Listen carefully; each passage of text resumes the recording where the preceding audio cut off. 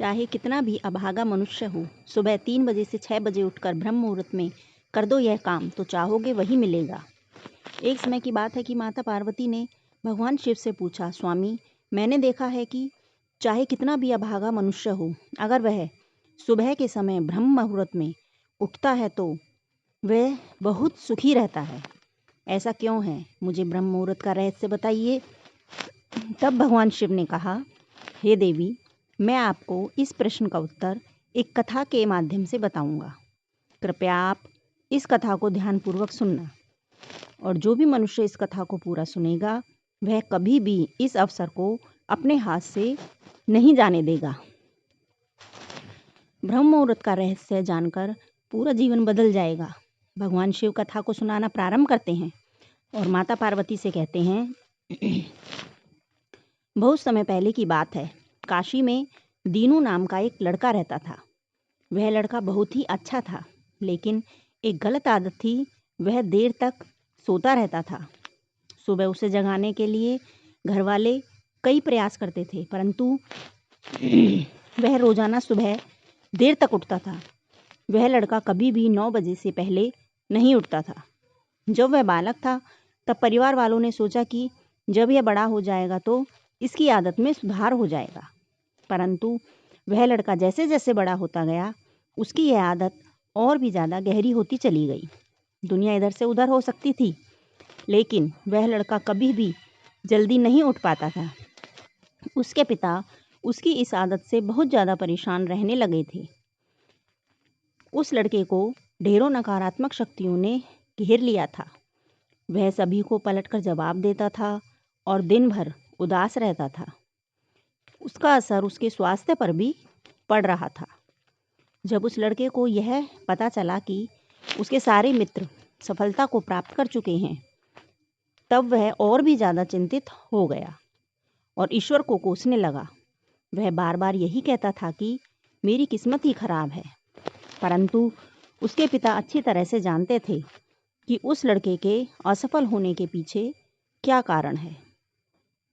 भगवान शिव ने कहा, हे देवी, फिर एक दिन की बात है, उसके पिता को किसी सन्यासी के बारे में पता चला। उसने तुरंत अपने बेटे की समस्या को लेकर उस सन्यासी के पास जाने का निर्णय लिया। सन्यासी को बेटे की आदतों के बारे में बताया और सन्यासी ने कहा कि कल आप अपने बेटे को इस आश्रम में आने को कहिए। फिर उस लड़के का पिता अपने घर की ओर चला गया। उसे पता था कि अगर वह सीधे तरीके से अपने बेटे को सन्यासी से मिलने के लिए कहेगा तो वह कभी भी आने के लिए तैयार नहीं होगा। उसने अपने बेटे को अपने पास बुलाया और कहा, तुम्हारे सारे मित्र जीवन में सफलता प्राप्त कर चुके हैं, क्या तुम सफल नहीं होना चाहते हो? लड़के ने उत्तर दिया कि जरूर पिताजी, परंतु जब भी मैं अपने मित्रों से उनकी सफलता का रहस्य पूछता हूँ तो वह मुझे कुछ भी नहीं बताते हैं। भगवान शिव ने कहा, हे देवी, फिर उसके पिता ने कहा कि मुझे यह रहस्य पता चल गया है कि वह सभी क्यों सफल होते जा रहे हैं। तब उस लड़के ने बड़ी उत्सुकता से पूछा, क्या पता चल गया है पिताजी? कृपया करके आप मुझे बताइए। उसके पिता ने कहा कि कल सुबह तुम्हें एक सन्यासी के आश्रम में जाकर उनसे मिलना है। यदि तुम वहाँ पर समय से पहुँच गए तो वह सन्यासी तुम्हें ऐसा मंत्र बताएंगे जिससे तुम सफल हो जाओगे। परंतु एक समस्या है। लड़के ने कहा कि पिताजी, मैं कल पूरी रात जागता रहूँगा और सुबह सन्यासी से मिलकर आऊँगा। उसके पिता ने कहा कि ठीक है, तुम वहाँ जाकर उस सन्यासी की आज्ञा को मानना। पिता की बात सुनकर वह लड़का बहुत अधिक खुश हुआ। जीवन में पहली बार रात्रि में वह जागता रहा, परंतु थोड़े ही समय में उसे नींद आ गई और वह सो गया। फिर अगली सुबह जब वह उठा तो उसे पता चला कि सन्यासी से मिलने का समय समाप्त हो चुका था। उसके पिता ने लड़के की तरफ देखा और कहा कि तुम जीवन में कभी सफल नहीं हो पाओगे, जाओ और जाकर सो जाओ। पिता की यह बात सुनकर उस लड़के को बहुत ही दुख हुआ। उसने मन ही मन स्वयं को चुनौती दी कि कल सुबह वह सन्यासी से मिलने अवश्य जाएगा। उसने अपने पैर में एक छोटा सा घाव बना लिया, जिससे दर्द के कारण उसे रात भर नींद नहीं आई। भगवान शिव ने कहा, हे देवी, यह ऐसा पहला अवसर था जब उसने अपने जीवन में पहली बार सूर्योदय देखा था। वह तुरंत ही तैयार होकर सन्यासी से मिलने के लिए चला गया। आज उसका अनुभव कुछ अलग ही था। वह बेहद शांत महसूस कर रहा था। चलते चलते वह लड़का जैसे ही सन्यासी के आश्रम में पहुंचा तो वहां पर उसने देखा कि सन्यासी और उसके सभी शिष्य ध्यान लगाकर बैठे हुए थे। भगवान शिव ने कहा, हे देवी, फिर जब ध्यान का समय समाप्त हुआ तब लड़का उस सन्यासी के पास पहुंचा और उन्हें प्रणाम करते हुए बोला कि आपके पास कोई ऐसा मंत्र है जिससे मैं सफल हो सकता हूँ? कृपया करके मुझे वह मंत्र बताइए। मैं भी अपने मित्रों के समान सफल होना चाहता हूँ और अच्छा जीवन जीना चाहता हूँ। भगवान शिव ने कहा, हे देवी। फिर सन्यासी मुस्कुराए और बोले, अच्छा, तो तुम वही बालक हो। तुम्हारे पिताजी मुझसे मिलने आए थे और उन्होंने तुम्हारे विषय में मुझे सब कुछ बता दिया था। मैं तुम्हें वह मंत्र अवश्य बता देता, परंतु अब लड़के ने जैसे ही परंतु शब्द सुना तो लड़का घबरा गया। उसने पूछा, परंतु क्या गुरुदेव? तब सन्यासी बोला, मैं तुम्हें वह मंत्र बताऊंगा, परंतु अगले 21 दिनों तक तुम्हें मेरी आज्ञा माननी होगी। मैं तुम्हें वह मंत्र 21 दिनों के बाद बताऊंगा। तब तक मैं तुमसे जो भी कार्य कहूँगा तुम्हें वह करना होगा। यदि तुम असफल हुए या कार्य के बीच में तुम्हारा संकल्प टूट गया तो उस मंत्र का असर नहीं होगा। दृढ़ निश्चय के साथ उस लड़के ने कहा कि मुझे आपकी सारी आज्ञा स्वीकार है। मैं अगले 21 दिनों के लिए आपका दास हूँ। आप जो भी कहेंगे मैं वही कार्य करूँगा। मुझे केवल और केवल उस मंत्र के बारे में जानना है। भगवान शिव ने कहा, हे देवी। फिर सन्यासी ने उस लड़के से कहा कि ठीक है, कल से तुम्हारा कार्य शुरू होगा। तुम इसी आश्रम में निवास करोगे। वह लड़का आश्रम में निवास करने के लिए तैयार हो गया। सन्यासी ने कहा कि यहाँ रहते हुए तुम्हें ब्रह्म मुहूर्त में उठना होगा और दूसरे शिष्यों की तरह ध्यान और तप करना होगा। साथ ही आश्रम के कार्यों में भी सहायता करनी होगी। ध्यान रहे, यह संकल्प टूटना नहीं चाहिए। भगवान शिव ने कहा, हे देवी। अब लड़का सन्यासी की बात से सहमत हो गया और अगले दिन से उसके कार्य के दिन की शुरुआत थी। इस बार उसने दृढ़ निश्चय किया, परंतु 1 सप्ताह बीतने के पश्चात ही उसका संकल्प टूट गया और वह 8वें दिन देर तक सोता रहा। जब वह नींद से जागा तो उसने कहा कि मुझसे कितनी बड़ी भूल हो गई है। वह रोते हुए सन्यासी के पास पहुंचा और कहने लगा कि हे गुरुदेव, मेरा संकल्प टूट गया। अब मैं जीवन में कभी सफल नहीं हो पाऊंगा। सन्यासी ने उसे समझाते हुए कहा कि एक बार फिर से शुरुआत करो, फिर से संकल्प करो। फिर लड़के ने सन्यासी से पूछा कि सुबह उठना इतना आवश्यक क्यों होता है और यहाँ पर सभी लोग इतनी जल्दी क्यों उठ जाते हैं? भगवान शिव ने कहा, हे देवी। तब सन्यासी ने लड़के को समझाते हुए कहा कि सुबह यानी ब्रह्म मुहूर्त में उठने के पीछे बहुत बड़ा विज्ञान छुपा हुआ है। लड़के ने कहा कि कृपया मुझे वह विज्ञान बताने की कृपा करें। सन्यासी ने कहा कि रात्रि को 4 पहर में बांटा गया है। पहला रुद्रकाल, जिसका समय शाम 6 बजे से 9 बजे तक होता है। दूसरा राक्षस काल, जिसका समय रात्रि 9 बजे से लेकर 12 बजे तक होता है। और तीसरा गंधर्व काल, जिसका समय रात्रि 12 बजे से 3 बजे तक होता है। और सबसे अंत में जो पहर आता है उसे मनोहर काल कहते हैं। इस समय को ब्रह्म मुहूर्त या अमृत बेला के नाम से भी जाना जाता है। इसका समय भोर 3 बजे से सुबह 6 बजे तक होता है। यह वह समय होता है जब पूरे संसार की नकारात्मक शक्तियाँ निष्क्रिय अवस्था में होती हैं और सकारात्मक शक्तियाँ सक्रिय होती हैं। ब्रह्म मुहूर्त अर्थात देव मुहूर्त।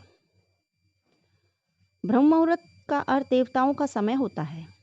भगवान शिव ने कहा, हे देवी, वह सन्यासी आगे कहता है, इस समय देवता धरती पर विचरण कर रहे होते हैं और जागृत मनुष्य पर उनका बड़ा ही सकारात्मक प्रभाव पड़ता है। ब्रह्म मुहूर्त ऐसा समय होता है जिसमें मनुष्य का मस्तिष्क बिल्कुल खाली होता है, जिसमें किसी प्रकार के कोई विचार नहीं होते हैं। और जब इस समय व्यक्ति अपनी पुस्तक खोलकर पाठ का अध्ययन करते हैं तो उन्हें सब कुछ जल्दी जल्दी याद भी हो जाता है और यह लंबे समय तक भी याद रहता है।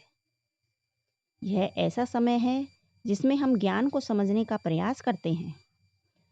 इस कारण आश्रम के सभी शिष्य और संसार में बहुत से ज्ञानी लोग ब्रह्म मुहूर्त में ही उठ जाते हैं। प्राचीन काल में रोशनी का कोई स्रोत न होने के कारण लोग अपने दिन का समापन सूर्यास्त के बाद और आरंभ सूर्योदय के साथ करते थे। यह एक तरीका है जिससे मानव जीवन प्रकृति के साथ तालमेल बनाकर चलता है। भगवान शिव ने कहा, हे देवी। फिर उस लड़के ने कहा कि ठीक है, मैं कल से अपना संकल्प फिर से शुरू करता हूँ, परंतु ब्रह्म मुहूर्त में उठकर मुझे क्या क्या करना चाहिए? तब सन्यासी ने कहा कि ठीक है, मैं तुम्हें बताता हूँ ब्रह्म मुहूर्त में क्या करना चाहिए और कैसे करना चाहिए। सबसे पहले उठकर धरती माता पर पांव रखने से पहले धरती माता को प्रणाम करना चाहिए और अपनी दोनों हथेलियां को देखना चाहिए और ईश्वर को धन्यवाद देना चाहिए कि उन्होंने तुम्हें आज का सूर्योदय देखने का अवसर दिया है। इसके बाद नित्य कर्म और स्नान करने से शरीर की ही नहीं बल्कि मन की भी शुद्धता बढ़ती है। स्नान करने के पश्चात ध्यान की प्रक्रिया होती है। ब्रह्म मुहूर्त में ध्यान की अवधि 21 दिन तक होती है। इस विधि का उपयोग तब किया जाता है जब आप अपनी कोई मनोकामना की पूर्ति चाहते हो। यह ऐसा समय होता है जब व्यक्ति अपने आज्ञा चक्र को सक्रिय करने पर काम करते हैं। भगवान शिव ने कहा कि हे देवी, आगे वह सन्यासी कहता है, आज्ञा चक्र दोनों भौं के बीच में होता है। यह संकल्प का स्थान भी कहा जाता है। अगर इस चक्र पर ध्यान केंद्रित किया जाए और अपनी मनोकामना को बार बार दोहराया जाए तो मात्र 21 दिनों के भीतर ही मनोकामना पूरी हो जाती है। अगर आपके मन में कोई अधूरी मनोकामना है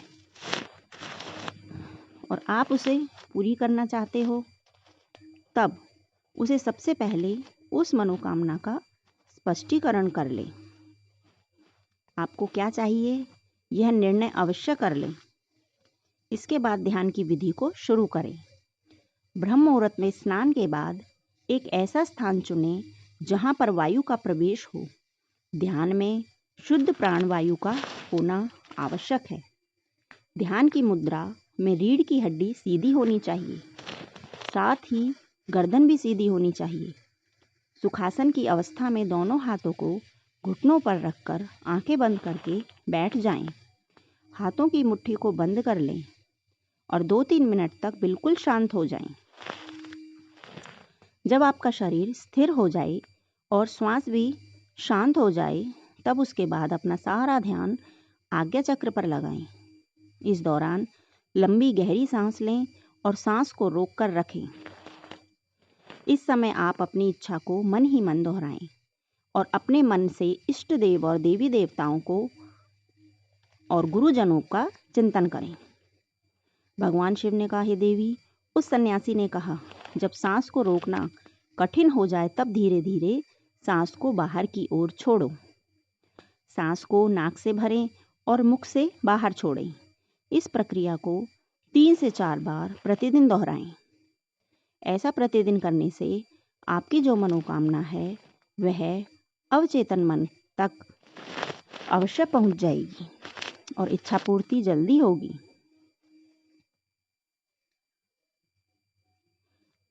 आज्ञा चक्र सक्रिय होता है और हमारी आज्ञा को पूरा करता है। सांस को रोक कर रखने के दौरान शरीर में आपातकाल की स्थिति हो जाती है, जिससे कि आप बेकार की बातें सोचने और विचार करने से बचते हैं। ब्रह्म मुहूर्त के समय ईश्वर की विशेष कृपा होती है और कोई भी व्यक्ति अपनी मनोकामना को इस समय दोहराता है तो उसकी इच्छा जल्दी से जल्दी पूरी हो जाती है। भगवान शिव ने कहा, हे देवी, इस प्रकार सन्यासी ने उस लड़के को ब्रह्म मुहूर्त का महत्व बताया। अगले 21 दिनों तक उस लड़के ने बड़े ही मन के साथ इस प्रक्रिया को अपनाया। अब वह बहुत ही ज़्यादा अनुशासित और शांत स्वभाव का बन चुका था। उस लड़के ने जैसे ही अपना संकल्प पूरा कर लिया, उसके बाद वह लड़का बड़े ही प्रसन्न स्वभाव से सन्यासी के पास पहुंचा और कहने लगा, हे गुरुदेव, मैंने 21 दिनों तक अपना संकल्प पूरा कर लिया है। अब आप कृपया मुझे सफल होने का मंत्र बताइए।